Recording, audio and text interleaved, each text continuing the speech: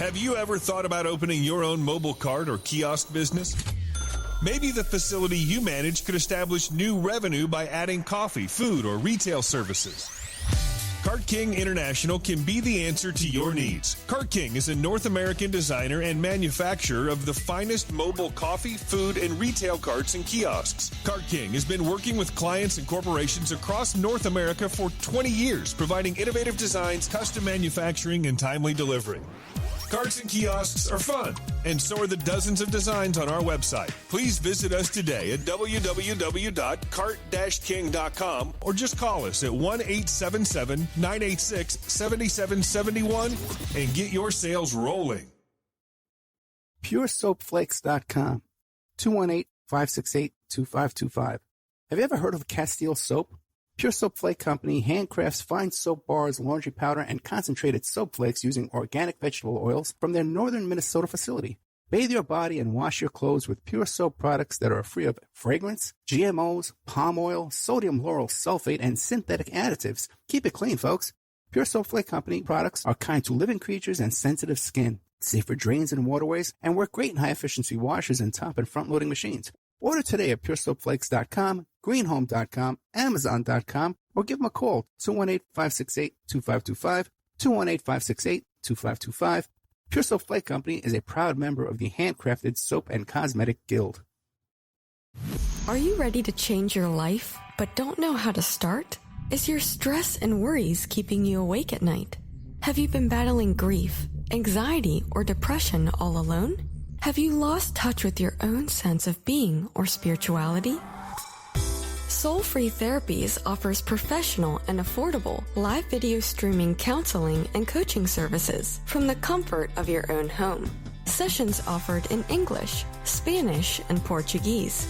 Go to our website at www.soul-free.com and book your first session today. Hey you, podcast listener, this is your last chance. After this, there is no turning back. Take the blue pill. You wake up in your bed and go back to listening to mundane podcasts that won't challenge your religious beliefs and your so-called truths about reality, the universe, and consciousness. Take the red pill. Subscribe to the Event Horizon podcast, hosted by Mark Anthony Peterson, and he will show you how deep the rabbit hole goes. Event Horizon takes a walk into the paranormal with a splash of conspiracy. It's the podcast that would be born if David Icke and the X-Files had a baby. Subscribe to the Event Horizon podcast by Mark Anthony Peterson on Spreaker, iTunes, Spotify, iHeartRadio, CastBox, Stitcher, or any of your other favorite podcast platforms. Remember, all we are offering is the truth, nothing more. It's the Opperman Report. Join digital forensic investigator and PI Ed Opperman for an in-depth discussion of conspiracy theories, strategy of New World Order resistance, high-profile court cases in the news, and interviews with expert guests and authors on these topics and more. It's the Opperman Report. And now, here is investigator Ed Opperman. And go. All right, welcome to the Opperman Report. I'm your host, private investigator Ed Opperman. I'm the president of Opperman Investigations and digital forensic consulting. You can find a copy of my book at emailrevealer.com. Our first guest today is Stephen and Joyce Singular. I had Stephen Singular on the show once before. We talked about his book about the racism in the LAPD, the OJ case and Mark Furman and all that. Very, very popular show. People should go back. If you enjoy this show here, you should go back and check that out. Legacy of Deception, an investigation of Mark Furman and racism in the LAPD. Stephen Singular does excellent work. All of his books are the kind of topics that we enjoy here on this show. His work on John Benet Ramsey, I believe, is quoted by everybody else who follows him up right after him. He's leading the way on all this kind of stuff. Today we're going to be talking about Warren Jeffs, when men become gods. Mormon Polygamist Warren Jeffs, his cult of fear, and the Women Who Fought Back. Stephen and Joyce, singular, are you there? Yes, we are. Thanks. Thank you so much. Hey, why don't we start first with Joyce? Joyce, tell us who you are. Who is Joyce Singular? Well, I work alongside Steve. I've worked on many of the true crime books.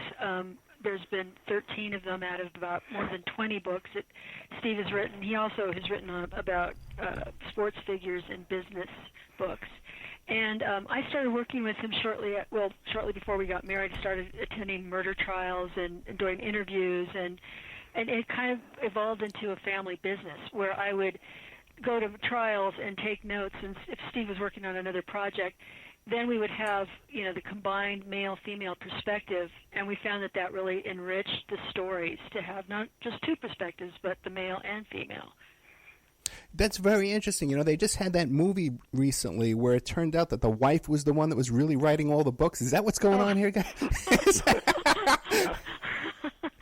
Not exactly, but I think I do add some color and drama, and little details that maybe the male eye wouldn't notice, like say what a woman would wear to court so she could appear to be more innocent, to portray herself as sort of an innocent victim.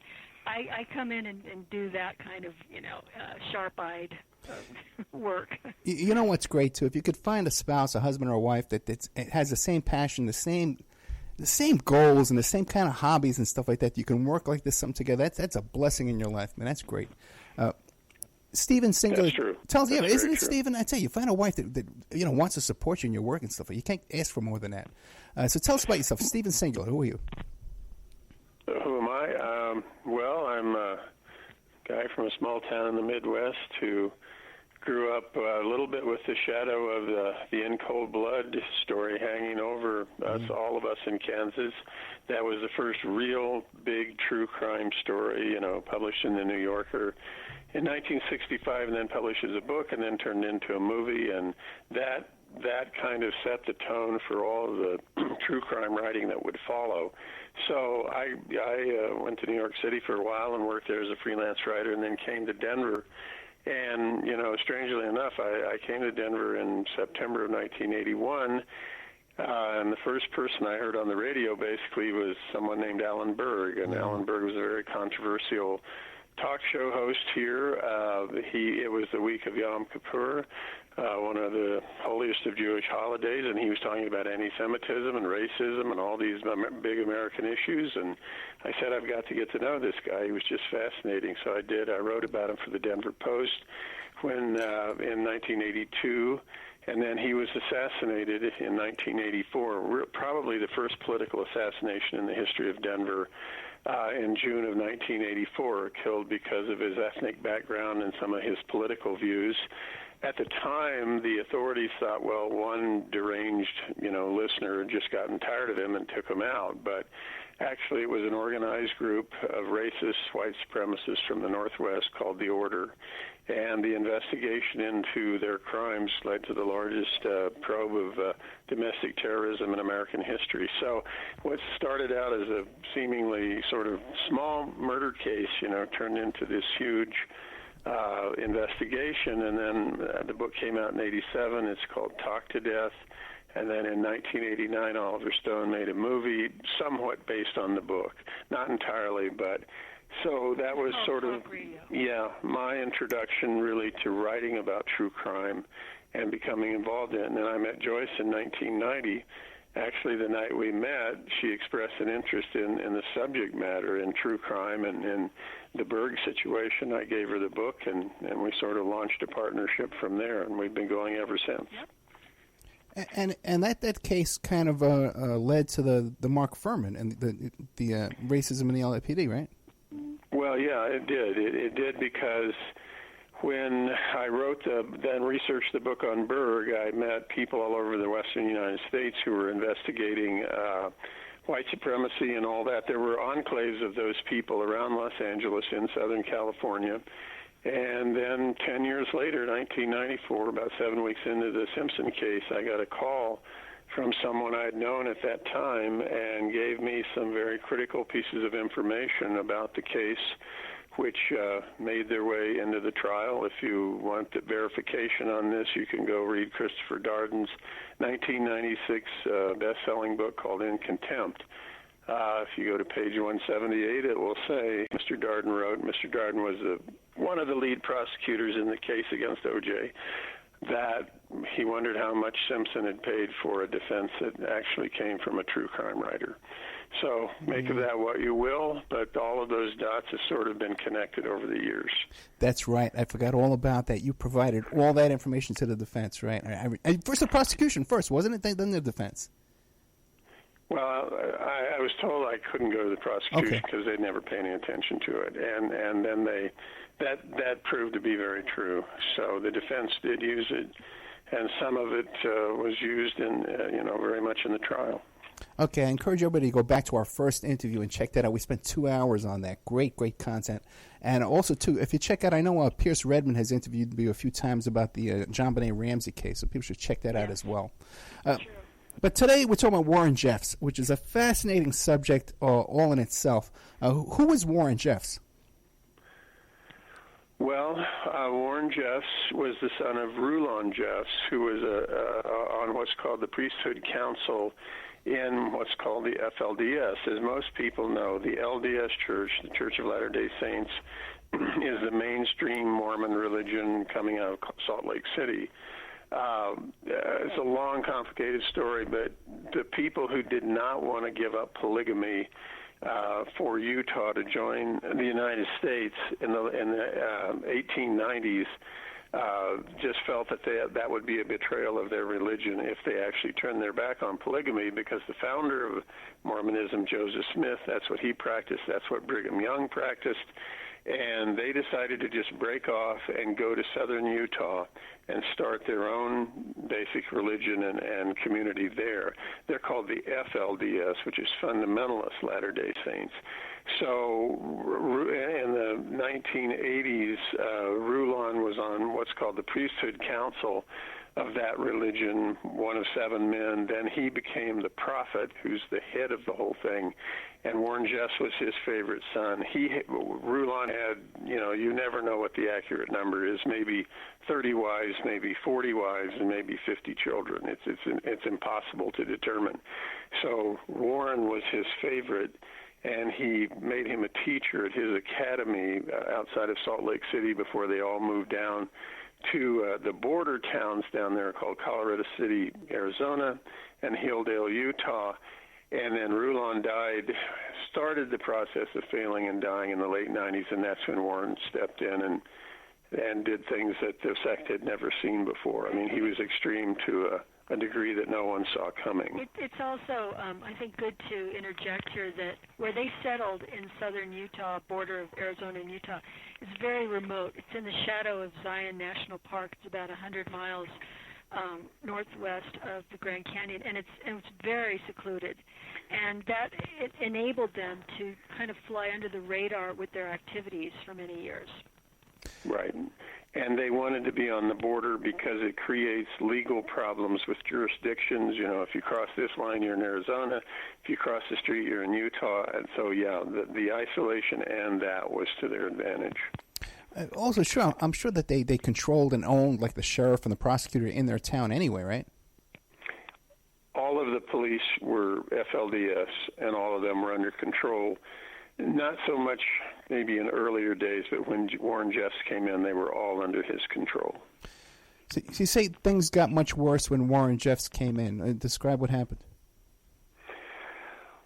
Well, he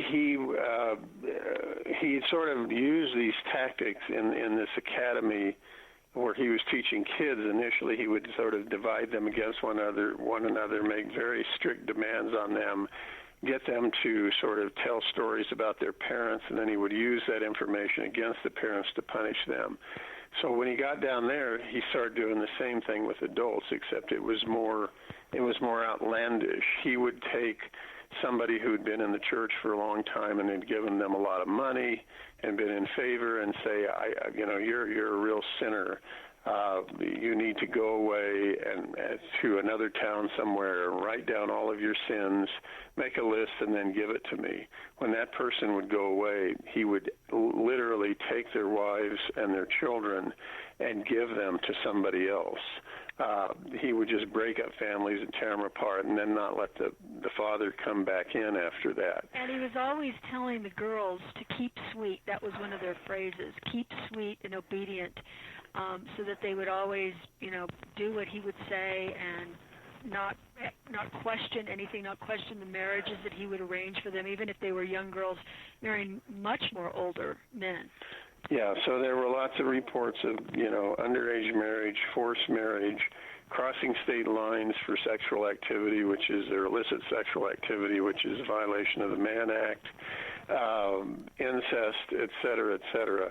All this was sort of building. There was a famous raid on the community in 1953. The governor of Arizona, Howard Pyle, had looked at this situation and said, they're breaking the laws of the United States, essentially, and we have to go in and break all this up.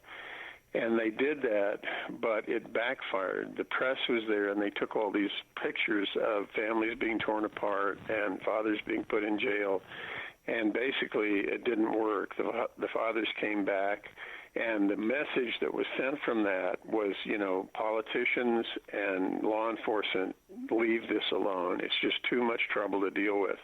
So for the next 50 years, until basically 2004, no one in law enforcement really tried to do anything there. But stories of what Jess was doing, another example is, he would ban all these things. He banned television, the internet, listening to music, playing outside. One time a dog bit one of the children there. He rounded up all the dogs in town and killed them. They were all shot to death right outside of town.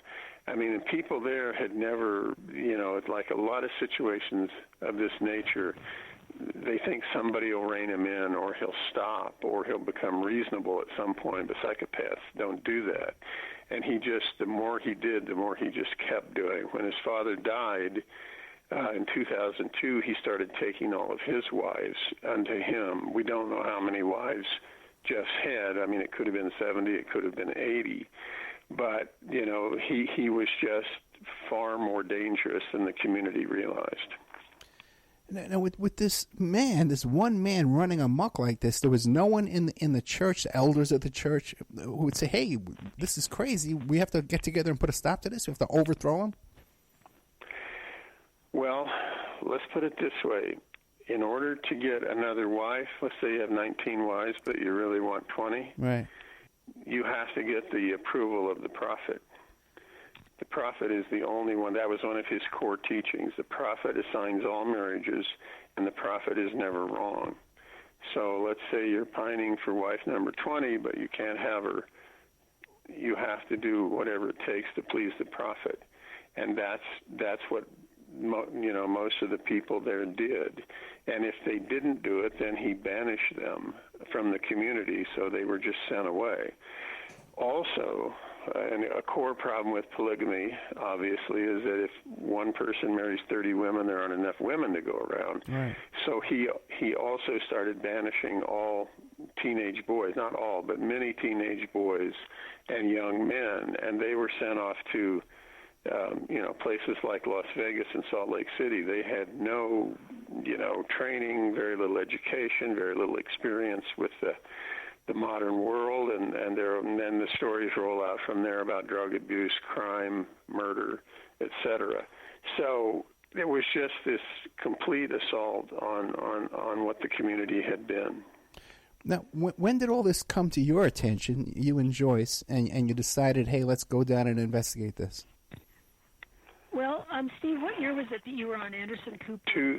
I was on CNN's Cooper show on April 2006. And I was watching Steve that day. I was back here in Denver where we live, and Steve was talking about a book that we had worked on about the BTK serial killer in Kansas. So after the show was over, they had a promo for a show about Warren Jeffs, and he had just risen to power. In fact, I think he was just now on the FBI's 10 Most Wanted list. And so I was also watching at that time Big Love on HBO. They were depicting, these plural marriages outside of Salt Lake City, but not like the FLDS exactly. A little bit more sanitized version. Right. But they were depicting in a certain way the characters of Rulon Jeffs and Warren Jeffs. So I started becoming more interested in it because I thought it would be a really interesting story, especially to women, how they kept women down, and in this day and age, how women were being, kept in that situation in the United States of America. And they also dressed like they were in the 19th century. Yeah, and they had prairie types of long pastel-colored dresses down to their ankles, and their hair done up in these very old-fashioned long hair down to the waist, but done in braids and buns. But it was kind of strange because then they would be on a buckboard, and they'd have the most high-tech cell phones as they're driving around town. So when Steve came back from New York after that interview, I said, we really should look into this story. And with a little bit of persuasion, we packed our 12-year-old son in the car and drove down. It's about 12 hours to drive to that part of Utah. So we got down there, and we didn't really know who to talk to. I think we both watched that there was a woman named Elaine Tyler that ran the Hope organization just outside of Colorado City. And she was really the only name that we had. This was an organization that would help women who wanted to escape that community get started in the outside world. And so we drove to her place. She was fielding calls from all over the world. Media organizations were fascinated with the story by now. She told us to go into Colorado City, but when we drove in there, she said to be very wary because she said just, mind your P's and Q's, stop at every stop sign, don't do anything that will attract the law because they're all Warren Jeffs henchmen, basically. So we drove into town, and we went to the office of Gary Engels first. Right, Steve? Right. Well, let me just interject that I said there was this raid in 1953, and for 50 years, again, politicians and law enforcement just wouldn't touch this. A group of women, younger women, basically starting in the 1990s. One was named Laura Chapman, whom we interviewed in depth, and another was Flora Jessup. They came forward and said, this is all illegal. You can't force underage girls into marriage.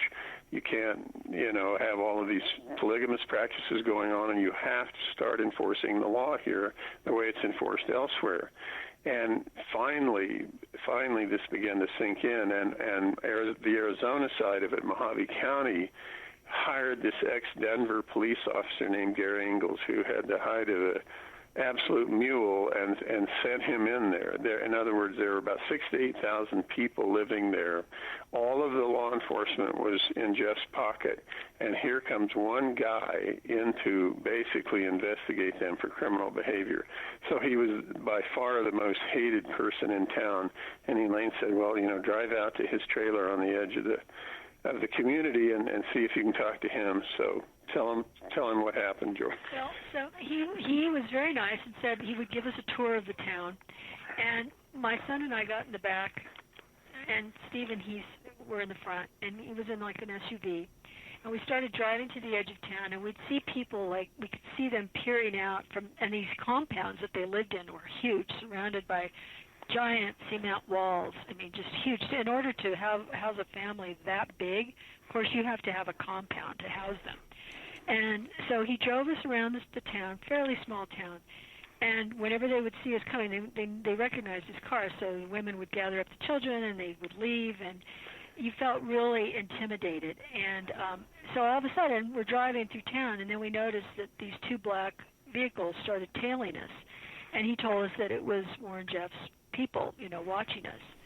And at this time, it was pretty scary because with Warren Jeffs on the lam and on the FBI's 10 Most Wanted list, it was unclear if they had stockpiled weapons right at the outside of town, sort of like the Waco situation. So there was a lot of tension. Nobody knew what was going to develop with the situation. So then Gary Engels, we're driving, these people are tailing us. My son is in the back seat, and we're just going, oh, my gosh, why did we do this? And then all of a sudden, Gary Engels did this very interesting maneuver, and then we were tailing those two vehicles. So It was like just the strangest climate inside that town. I forgot to mention that before we went to see Gary Engels, we stopped at a health food store, had to get something to drink, and Steve stayed in the car, but Eric and I went in. And, of course, you stood out like a sore thumb in the town. They knew exactly when an outsider was coming in.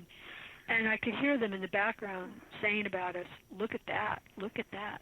And, they just managed to intimidate you so bad. And, again, you cannot believe that this is happening in your own country. Right. And so Gary Engels started to try to do his investigation, but it was very difficult to, who's going to give up information in this situation. But he started going to the men who had been thrown out of the community, lost their family, wives and kids, even their homes. And, of course, they were very angry about it, and some of them wanted to talk. In that religion, you're not supposed to drink. But Gary liked to drink wine, and he found a couple of guys who also liked to drink wine. He was sort of a connoisseur, so they started to drink, into the night, in vino veritas. The more they drank, the more information came out. Right. And eventually it led them to this one girl named Alyssa Wall, who at age 14 had been forced into marrying her cousin, whom she despised. She had, it wasn't just that she wasn't attracted to him, she just flat out didn't like him. Didn't she beg them not to? She begged not to marry him. Rulon first, and Rulon was in the dying stages, and he said, just follow your heart. So she went to Warren, and Warren said, essentially, I'm the prophet. You have to marry this guy and do what I say. So she did. She was miserable for a couple of years, and then got away from it. But they got a hold of her, Gary Engels and some other people, and said, would you be willing, to prosecute this case against Jess? It's called accomplice to rape. And she mustered up all her courage. By that age, she was about, I think, 18 or 19. And she said, yes, I'll do it. I'll go into court. I'll testify and see, what we can do. So this was the first time in the history of the sect that a young woman had come forward like that and was willing to press charges and go through everything that was attached to that, because her family was still in the sect. Her mother was. They begged her not to do this. It's highly dramatic. But she did. In 2007, in 2006, on August 28th, Jeff's and his brother and one of his wives was leaving Las Vegas at dusk in a red Escalade, and part of the license plate was blocked, and they were going out on I-15 north, and a trooper saw the partially blocked license plate, and he thought, well, I better stop them and talk about that. And he did. He recognized Jeff's. They arrested him, and now he was in custody starting in August 2006 for the first time ever. He started to deteriorate really badly in jail, but he still went to trial in the fall of 2007. And Alyssa's testimony against him was one of the most powerful things I've ever seen. And I've been in a lot of courtrooms, and they got a conviction. So that's sort of the first part of the story of Jess. When he was on the run, he knew that law enforcement was closing in on him, and they were closing in on his town, and they were trying to make a lot of other changes to how things were done there. So he sent people out to buy about 1,700 acres of land in West Texas that was equally isolated. And he decided to, move a bunch of people out there because it was just getting too hot down on the border. And they built like a big, huge white limestone temple that was meant to rival the one in Salt Lake City, and these massive houses and a school, and they installed irrigation systems and planted vegetables. And, they had a lot of money. And one of the things we haven't talked about is that they had this phrase called bleeding the beast, which meant, getting as much money out of the American government as they could. They did it by, if you had 20 wives, your first wife was eligible for go ahead and explain it. It's a little bit complicated. Well, I mean, they were eligible for collecting welfare. Yeah, the others couldn't, food right. stamps, welfare. So you would see them, they would be lined up at the edge of town in that by that same office where Gary Engels worked out of. And it was basically little more than a trailer, a large trailer. Yeah. And they would be waiting in line for food stamps. And they had other ways to enact this, what they called bleeding the beast. Their money came largely from construction. They were extremely good at building, and so they would just take all the young boys out of school, put them on construction sites, not pay them, and that allowed them to underbid everybody else and get all these jobs, including government jobs. They were eventually prosecuted for that, but they were running a number of financial scams. Yeah, I believe they would purchase equipment and then declare bankruptcy and just keep churning.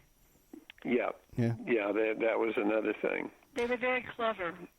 But they were able to get that. They were good businessmen. Yeah. I mean, that one of the individuals that Gary Engels worked with to get information, named Richard Holm, he told me that over the years he'd given $10 million to the FLDS, and then he ended up, getting tossed out. Well, because one of them got the contract for those O-rings on the shuttle, right? I believe that's correct. Yeah, I think that's accurate. They had several businesses in and around Las Vegas. Let's take a commercial. And Jess had come through Las Vegas on that night. That's where he would always pick up money there. So it was one of his stops. Let's take a little commercial break. Okay, we're here today with Joyce and Stephen Singular. The website is stephensingular.com. The book we're talking about right now, I got that right? Yeah. I'm sorry? I got that right. I got the correct, right? The book we're talking about today is When Men Become Gods. Yeah, Mormon Polygamist Warren Jeffs, His Cult of Fear, The Women Who Fought Back. You can catch our friends here, Joyce and Stephen, on 2020 coming up. They're going to be talking about another book about the world's first internet serial killer. That's coming up in the next couple of months, so keep an eye out for that on 2020. We'll be right back after these messages with more of Joyce and Stephen Singular.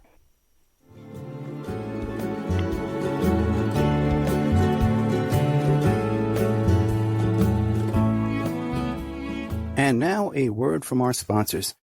PureSoapFlakes.com. 218-568-2525. Have you ever heard of Castile Soap?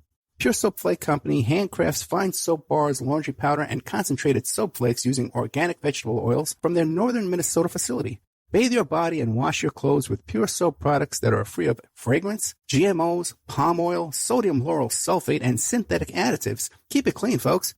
Pure Soap Flake Company products are kind to living creatures and sensitive skin, safe for drains and waterways, and work great in high-efficiency washers and top and front-loading machines. Order today at PureSoapFlakes.com, GreenHome.com, Amazon.com, or give them a call, 218-568-2525, 218-568-2525. Pure Soap Flake Company is a proud member of the Handcrafted Soap and Cosmetic Guild. Have you ever thought about opening your own mobile cart or kiosk business? Maybe the facility you manage could establish new revenue by adding coffee, food, or retail services. Cart King International can be the answer to your needs. Cart King is a North American designer and manufacturer of the finest mobile coffee, food, and retail carts and kiosks. Cart King has been working with clients and corporations across North America for 20 years, providing innovative designs, custom manufacturing, and timely delivery. Carts and kiosks are fun, and so are the dozens of designs on our website. Please visit us today at www.cart-king.com or just call us at 1-877-986-7771 and get your sales rolling. Hey you, podcast listener, this is your last chance. After this, there is no turning back. Take the blue pill. You wake up in your bed and go back to listening to mundane podcasts that won't challenge your religious beliefs and your so-called truths about reality, the universe, and consciousness. Take the red pill. Subscribe to the Event Horizon podcast, hosted by Mark Anthony Peterson, and he will show you how deep the rabbit hole goes. Event Horizon takes a walk into the paranormal with a splash of conspiracy. It's the podcast that would be born if David Icke and the X-Files had a baby. Subscribe to the Event Horizon podcast by Mark Anthony Peterson on Spreaker, iTunes, Spotify, iHeartRadio, CastBox, Stitcher, or any of your other favorite podcast platforms. Remember, all we are offering is the truth, nothing more. Are you ready to change your life, but don't know how to start? Is your stress and worries keeping you awake at night? Have you been battling grief, anxiety, or depression all alone? Have you lost touch with your own sense of being or spirituality? Soul Free Therapies offers professional and affordable live video streaming counseling and coaching services from the comfort of your own home. Sessions offered in English, Spanish, and Portuguese. Go to our website at www.soul-free.com and book your first session today. It's the Opperman Report. And now, here is investigator Ed Opperman. Okay, welcome back to the Opperman Report. I'm your host, private investigator Ed Opperman. We're here today with Stephen Singular and his wife, Joyce Singular. And we're talking about the book, When Men Become Gods. Mormon Polygamist Warren Jeffs' Cult of Fear and the Women Who Fought Back. Keep an eye out for them on 2020 coming up, talking about the world's first internet serial killer. The website is stephensingular.com. For the audience, too, if you want to get an idea what this town looks like, our friend of the show, Sarah Jane Woodhall, goes up there, and she drove around up there one time. She does these desert tours. Her website, her YouTube channel is called Wonder Hussy Adventures, and she drives around these back desert areas. And she went to that Walmart up there, and she drove around this town just like they described it, and you get an idea, because they were even checking her out. Before we move on with the story, do you guys have any information of people who might have gone up and visited that town who just disappeared or wound up in jail or anything like that? Well, the one story that we had heard was that the then Senate Majority Leader, Harry Reid, his son was driving back from the Grand Canyon. Oh. And he drove through, that's kind of a back route through, Colorado City. You have to go right through there. And he stopped, and he had the same experience as you're mentioning this young woman and we had, where, you really felt like you should not be there, they did not want you there. And he mentioned it to his father. So now we have, Harry Reid was like a converted Mormon. Right. But now he's in the government, and he's heard about it, and he's watching all this on television, and he's really becomes absorbed with the story when that raid happened down in El Dorado, Texas. Right.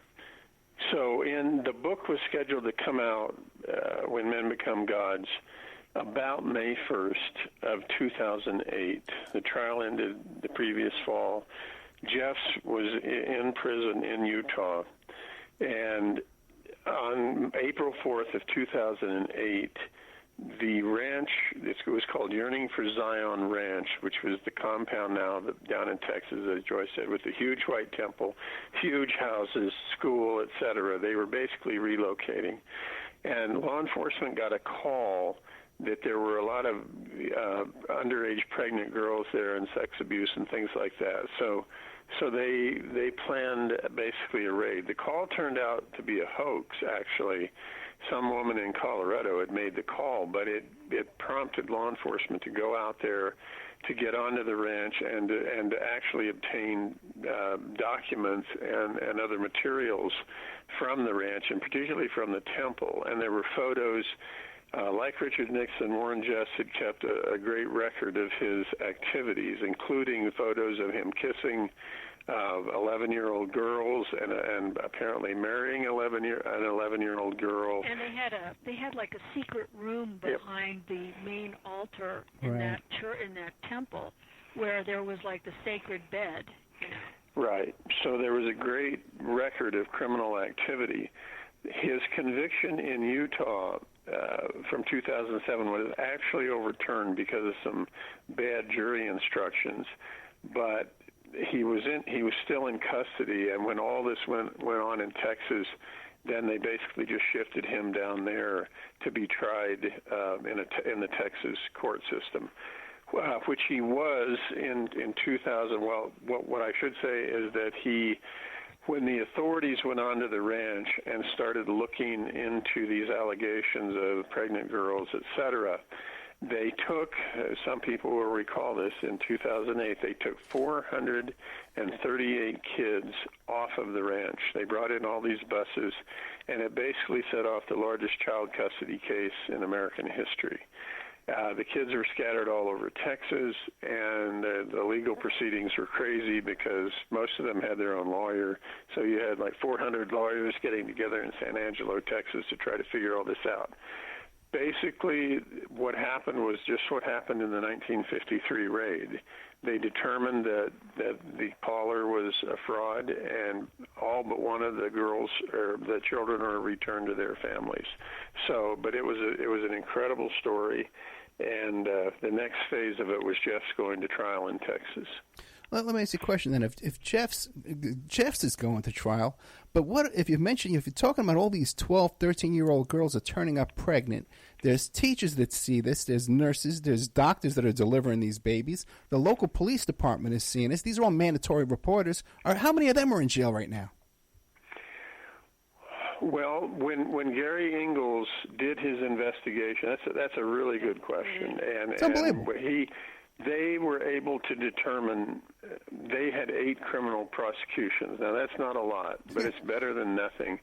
But what they found many times is that they would get a young woman and they would interview her, and she would give up all this kind of information that you're talking about. And they'd say, okay, we're going to court on Tuesday morning at 9 o'clock, and she wouldn't show up, or she wouldn't testify. Many times, because if they testified, their family would turn them out of the community.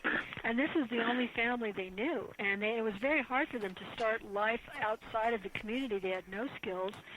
You know, they'd been indoctrinated since they were babies. So when you live in that kind of environment, you don't know what else there is in life, right? You're brought up in that kind of community. It was very frightening for many of these young women to, break free of it. But one thing I found that was interesting is that in any group that's being controlled and held down like this, it seems like there's always the few rebels or renegades that push back. And that's exactly what happened here. People like Flora Jessups and Alyssa and Laura Chapman, they pushed back, and they ultimately brought him down. Yeah, at great risk, they did push back. So the raid occurs on April 4th, and the book got published a little bit earlier than planned, just because all that was on television every night. And then, Joyce, tell them what happened next with the book, because it ties into what we were talking about earlier. St. Martin's Press in New York was the publisher of the book, and when I think Steve was on CNN, Larry King, because everybody was down covering that raid. Oprah, you name it, every station, people from all over the world were watching this. And so I thought, maybe it would be a good idea to send a copy of the book for the publisher to send it to Harry Reid's office. And so when Steve was down there covering that El Dorado raid, I got an email, and it just said, please call this number. But I think it was like a 213... 201. 201, was that, the Washington, D.C. area code, and it didn't say anything else. So I called it up, and they said, this is Senator Reid's office, and I was surprised, and I told them who it was, and they said, hold on, Senator Reid would like to speak with you. So I was very surprised now, and then he came on, and I said, well, what did you think of the book? And he said, I think it read like a novel. I'm really interested in speaking to your husband, and I gave him his cell phone number where he was down in Texas. And the next thing you knew, we were being invited to Washington to participate in a Senate Judiciary hearing on crimes associated with polygamy. Right.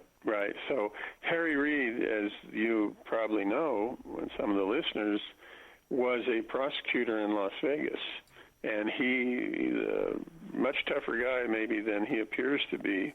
He went through a lot of things there, death threats, I think death attempts on him. But he has a lot of prosecutors, especially looking at organized crime, think in terms of RICO statutes and things like that. that was sort of his experience. He started to look at the FLDS as a potential sort of organized crime unit because they were committing financial fraud and all these sexual crimes, et cetera, et cetera. And like a mob boss. Yeah. So he wanted to, in late July of 2008, he chaired this Senate Judiciary Committee hearing, and wanted to generate, starting with $12 million, to basically start to investigate all of the things we're talking about. What happened was about 6 weeks later, the American economy began to crash in September 2008, as most of us recall, and the funding never got put in place. The federal government has gone on and investigated a number of things about the FLDS, and changes have been made in the schooling system down there, and who owns property, and I don't think the sexual crimes are nearly as pervasive as they once were. Well, so progress has been made. Yeah, partly because so much attention was paid on their community that they could not operate in secrecy anymore. Yeah. So there are still some hardcore believers in Jeff's, and he was tried and convicted in Texas and got a life sentence, so he'll be there forever. But he still occasionally attempts to deliver sermons from jail and deliver, commands about what people should or should not be doing. But the whole situation basically has dwindled since the height of his power. But interestingly, after all this happened, we heard that another group of FLDS was settling in southern Colorado, in another remote community. So we drove down there to see what was happening. There were people there that were worried about it because part of their MO was to infiltrate the local government so that they could start controlling the policies to their advantage. Yeah, they scattered to South Dakota, to a couple of places in Colorado. They began building these same exact sort of huge log cabin-like structures where a family of 40 could easily live, and just getting basically new pockets of people around the West. So, and who runs the FDLS right now? Well, it's somewhat undetermined. Warren always had his brothers, Lyle and some other of his brothers. He had many siblings. Do some of the work when he was gone. There was a man named Wendell Nielsen who owned a manufacturing company, who was the leader for a while.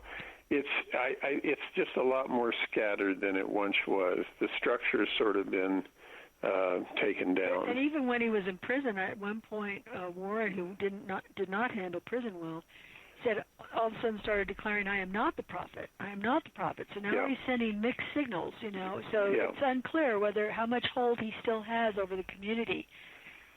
Yeah. What about this TV show you see where they're still rescuing young girls out of there? What do you know about that? I haven't heard of that. Oh, really? I don't know about that. Okay. Well, really, because there's a whole show. Now, they explain it a little bit, if you could. There's a whole show. I believe it's about this this group where they have a group that helps rescue these young girls and they help them escape. It could all be staged, but it's one of these A&E type reality TV shows that's going. You know how those shows are. Yeah. I know there was that one show that was on the nonfiction show about polygamy, a man with 3 or 4 wives. There was some controversy around that as well. Sister Wives. That's it. But there was a Lifetime made a movie based on the book, but they called it Outlaw Prophet, which was what we both originally wanted to call this.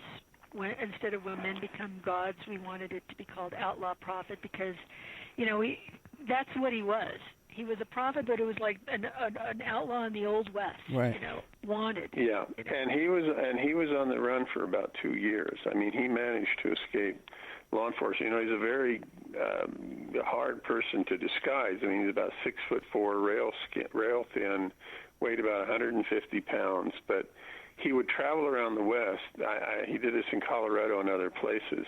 He would take about 12 or 15 women and just stash them somewhere in the mountains in a fairly small living space. And they would just be there alone. They didn't even have their children in some cases, and with basically nothing to do. And then he would come around every now and then in one of his new cars, and he would deliver a sermon, replenish his supplies, and have sex, and go on down the road. And if you ever have heard, I don't know if you've ever called up a recording of Warren Jeffs speaking one of his sermons. I've heard it, yeah. But he had one of the strangest, very low, droning, almost hypnotic-sounding voice. Yeah. It reminded me sort of like of Jim Jones and the People's Temple, that kind of hypnotic-sounding voice to kind of lull, the listener. Yeah, a lot of these people instinctively they use hypnotism, even if they haven't studied it. They learn it on their own. Now, you mentioned earlier that there was no TV in the town. What about now? Do they have television now? Do they have internet now? Yeah. All of those things have come back. Once he was basically deposed, he could no longer control, most of the population. No one there ever owned property. It was all held in a trust. And one of the things that the state of Utah did was to go in and say, if you'll work with us within the law, you'll get a house, you'll get, property of your own, because the church controlled everything. And that was a pretty appealing thing to a lot of people. It was a very smart strategy to get them to break away from Jeffs and the FLDS. Certain memories come back of writing this, but one of them was that, they often didn't pay taxes. They would just ignore the fact that they had to pay taxes. So when they offered these houses and things like that, they said, well, of course you have to pay your taxes. So there were images of these people running to the government office with wheelbarrows full of cash, because they didn't use checking accounts or any of the modern conveniences, and they were running up and down the street with $20,000 in cash in wheelbarrows. So it was just one of the colorful aspects of the story. I know where I'm going to be April 15th. I'm in town I'm driving through. Okay. Let me ask you that. Let me ask you this now. You said the schools. You said there's been some kind of change to the schools to create a better environment? Yes. What happened was that when Jeffs took over, Warren, he closed all the schools. He was afraid that the kids would be, contaminated by certain kinds of information. Influence. Also told them that, things like the moon landing never happened. Really indoctrinated them. So there was an academy there, and it had 436 kids. And after he did this, it had 15. So he made all the mothers homeschool their kids. I mean, well, they didn't know anything about science or math or history or anything else, because they had been raised the same way. Right. So all these kids, just didn't have much education. To me, there's a very powerful anecdote in the book where this young man goes into Elaine Tyler's Hope Organization office, and he wants some help from her, but she confronts him about being a sexual abuser, and he breaks down in front of her and just starts sobbing and saying, I can't read. I never learned to read. And it's just, to me, it just brought the whole story alive, that these kids, these lost boys, trying to get on in the world after being raised this way and after being abused by Jeffs. Many of them had a very hard time, like we said earlier, assimilating into society. There were suicides, drug problems. Some went into prostitution. It was really a mess what happened to a lot of these young people that tried to leave. Lost their whole families, disassociated with families that would never speak to them again. Yeah. Now, you said at the time under Jeffs there were no banks in the town either. They were working with cash. Are there banks there now? Yeah, there is one bank, although he did close it down in 1999. They moved from Salt Lake City, the Jeffs clan, down to the twin border towns in the late 90s, because they believed that on June 12th, 1999, the world was going to come to an end. And so they all went to a park, and they were going to ascend. All the rest of us would be dead, but, they were going to ascend into heaven. And they took, like a lot of sandwiches and water bottles and stuff like that for the trip.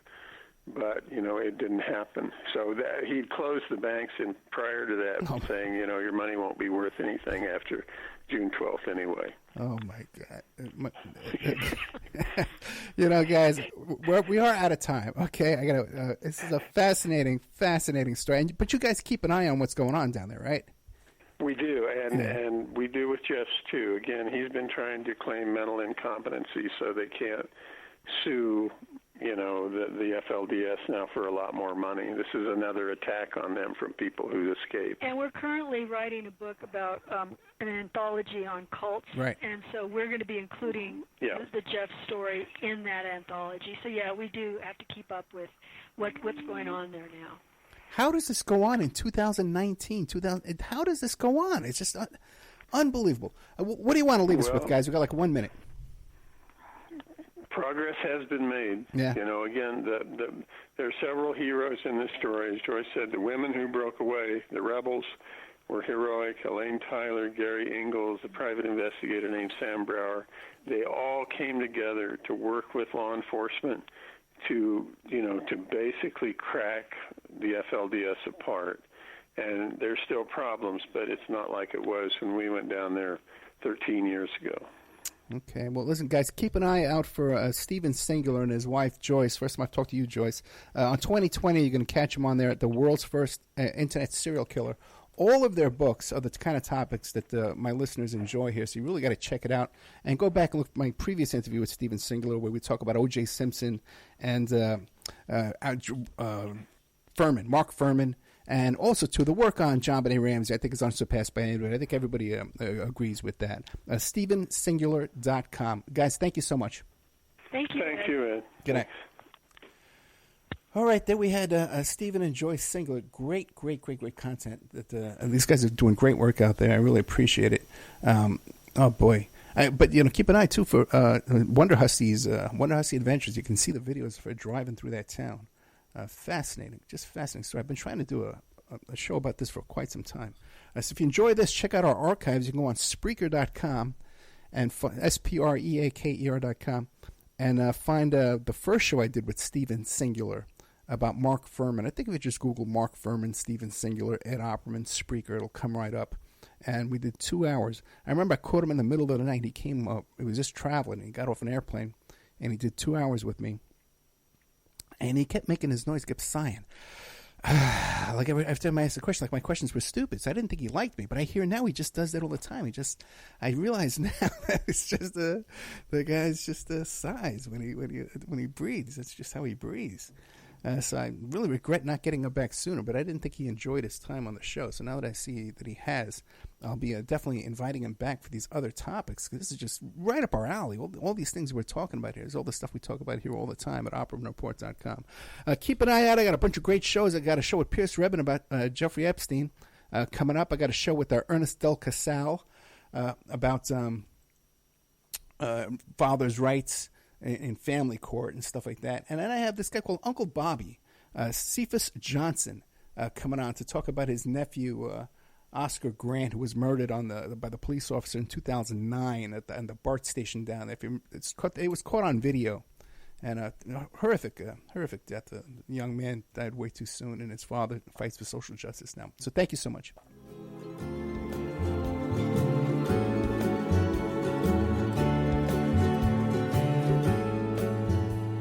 And now a word from our sponsors. EmailRevealer.com. People ask me all the time, hey, Ed, are you still a private investigator? I sure am. Go to emailrevealer.com. We handle adoption investigations, infidelity investigations, where you give us your spouse's email address. We trace it back to online dating websites, catch them cheating online, email tracing, locate or identify somebody from as little as an anonymous email address. Someone owe you money? Back child support? We can find that deadbeat, locate his hidden assets, locate his hidden bank accounts, find his current place of employment, and even assist you in obtaining a judgment and recover that judgment for you. EmailRevealer.com. Digital forensics, computer forensics, cell phone forensics, recover deleted text messages. Create a report that you can use in court. EmailRevealer.com. 800-572-9762. OppermanReport.com.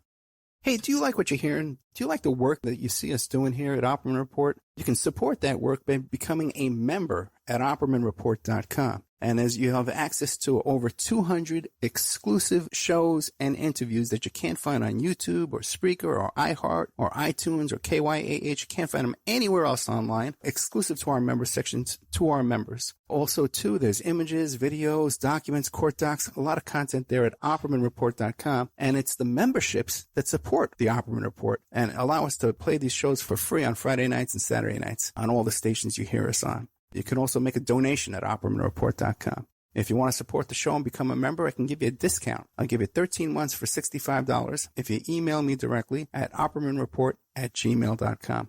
And don't forget, you can hear your ad played here on the Opperman Report, reach hundreds and hundreds of thousands of people on a daily basis because the show is repeated every day all over the world. Contact me at OppermanReport@gmail.com and I'll give you a good deal on advertising rates.